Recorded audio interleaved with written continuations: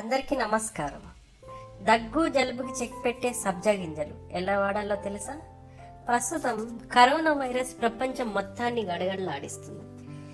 ఈ సమయంలో జలుబు దగ్గు వచ్చాయంటే కరోనా వచ్చిందేమో అని తెగ కంగారు పడిపోవడమే కాకుండా చాలా భయపడిపోతున్నారు. దగ్గు జలుబు వచ్చాయంటే కరోనా వచ్చినట్టు కాదు. సీజన్ మారి వానలు పడుతున్నాయి. వానలు వచ్చాయంటే కామన్గా దగ్గు జలుబు అనేవి వచ్చేస్తూ ఉంటాయి. ఎన్ని మందులు వాడినా పట్టాన తగ్గవు. అయితే సబ్జా గింజలతో సులువుగా తగ్గించుకోవచ్చు. సబ్జా దగ్గు జలుబును తగ్గించడమే కాదు, గొంతులో మంట, ఆస్తమా, తీవ్రమైన జ్వరం, తలనొప్పి వంటి సమస్యలను కూడా తగ్గిస్తుంది.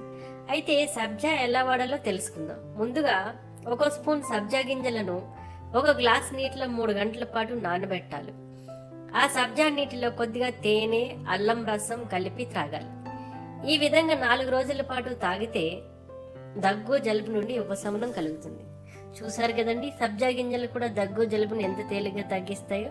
ప్రతి ఇంట్లో అందుబాటులో ఉండేవి మీరు క్రమం తప్పకుండా వాడతారని ఆశిస్తున్నాం.